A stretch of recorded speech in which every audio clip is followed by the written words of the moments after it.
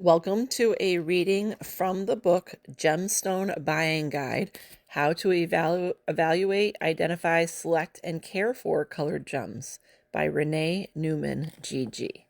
We're going to start by talking about traditional cutting styles and read from this book about what she has to say about traditional cutting styles. This is chapter 2, page 18. Traditional cutting styles. Before the 1300s, gems were usually cut into unfaceted rounded beads or into cabochons, unfaceted dome-shaped stones. Colored gems looked attractive cut this way, but diamonds looked pretty dull. Thanks to man's interest in bringing out the beauty of the diamonds, the art of faceting gemstones was developed. At first, facets were added haphazardly, but around 1450, diamonds began to be cut with symmetrical arrangements of facets. The first symmetrical style probably evolved out of the natural shape of some diamond crystals. Simply by flattening one point or cutting it off, a table facet was formed. This created a symmetrical style called the table cut, which had a crown, pavilion, and 9 facets, 10 if it were a cutlet. More complex styles gradually emerged, and there were advances in cutting tools and technology. One of the most important developments was the introduction of the rotary diamond saw around 1900. By the 1920s, the modern round brilliant cut had become very popular. As cutters discovered how faceting could bring out the brilliance and sparkle of diamonds, they started to apply the same techniques to colored gemstones. Today, gems are cut in the following basic styles. The cabochon cut has a dome-shaped top and either a flat or rounded bottom. This is the simplest cut for a stone and is often seen in antique jewelry. In today's fashion world, this type of cut has become more popular for colored gemstones. It is also used for star and cat's eye cabochon gems. Sometimes stones are cut with as a cabochon on top and faceted at the bottom to add some brilliance. When a cabochon has a square, rectangular, or triangular base with rounded edges that taper to a point, it's called a sugar loaf cabochon. Since the cabochon is the simplest style, it costs less to cut than the faceted styles.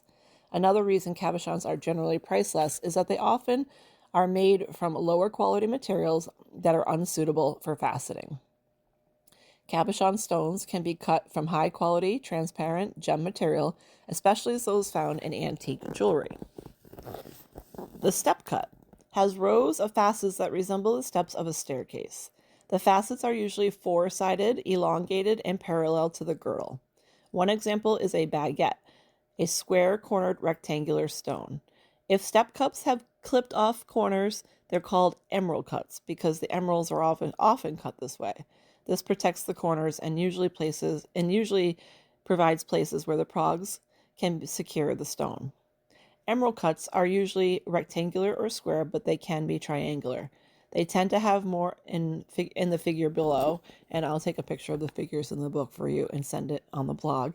The additional facets help maximize their brilliance. The brilliant cut has mostly 3-sided facets with radiate outward from the stone. Kite-shaped facets may also be present. The best known example is a full cut round brilliant, which has 58 facets. Ovals, pairs, marquees, heart shapes can also be a brilliant cut. The single cut, which has 17 or 18 facets, is another type of brilliant cut. It might be found on small stones of often low quality or on imitations. Square stones cut in a brilliant style are called princess cut. Triangular brilliant cuts are triants, and the brilliant style facets create a greater amount of brilliance and sparkle than the facets do. Now, the princess and trillion cuts have become popular for colored stones. Gemstones, pendants, or earrings are occasionally called briolets. These have a teardrop shape, a circular cross-section, and a brilliant style facets, or occasionally rectangular step-cut style facets, or no facets at all. A mixed cut has both step and brilliant cut facets. This is a popular faceting style for colored stones. The crown has a brilliant cut to maximize the brilliance and hide flaws if present. The pavilion, on the other hand, is entirely a step cut or has a combination of both step and brilliant type facets. The step facets allow cutters to save weight and bring out the color of the stone. Occasionally, the mixed cut is referred to as the Ceylon cut, Ceylon. Faceted and unfaceted beads usually have a ball-shaped form with a hole through the center. Most faceted beads either have a brilliant or a step-type facet. Today, beads are generally made from lower-priced material. High-quality rubies and emeralds, for example, are usually faceted. It would be pointless to lower their weight and value by drilling holes through them. On the other hand, high-quality material is often used for jade beads. Non-traditional cuts. Many people use the term fancy cut to refer to almost any other cut, which is not a standard cabochon. Brilliant or step cut. One example is the buff top, a gem that's faceted underneath with a cabochon top. Traditional step and brilliant cut stones have a large table facet on the crown. Contemporary cutters sometimes eliminate the table. They may facet squares or rectangulars or similar size across the crown. This is called a checkerboard cut or a pose bar cut, depending on the style. Another example of faceting style without a table is an old-style rose cut, which has brilliant-style facets, a dome-shaped crown, a flat base, and a round girdle outline. The rose cut may have originated in India, probably dates back to the 15th century. Rose cuts may have been cut with a pavilion. Traditionally, the facets on gems have been flat. In recent years, some gem cutters have been experimenting with concave facets. By using concave shapes, facetors can create scalloped girdle outlines and increase brilliance. If light enters a gem and hits a flat facet, it is reflected in one direction. However, if it hits a curved surface, it is scattered in many directions, thereby magnifying the brilliance of the stone. Concave faceting normally takes about 2 to 5 times longer than conventional faceting. Consequently, stones with concave facets usually cost more than traditional cuts.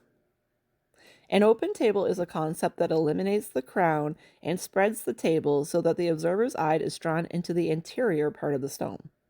Both curved and flat facets may use a pavilion to create unusual patterns and optical effects when the stone is viewed from face up.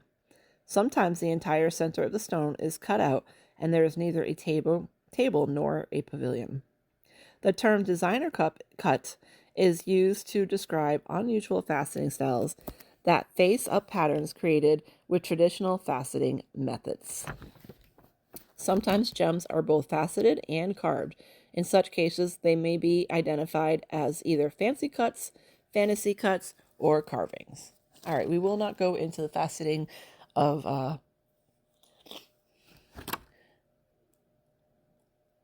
carving cuts. Sorry, I'm looking at the book. So we'll go into that another day. But again, this is a reading from Jessica's Jewels. This is Jessica reading from the book Gemstone Buying Guide, How to Evaluate, Identify, Select, and Care for Colored Gems by Renee Newman, GG. Thank you for listening.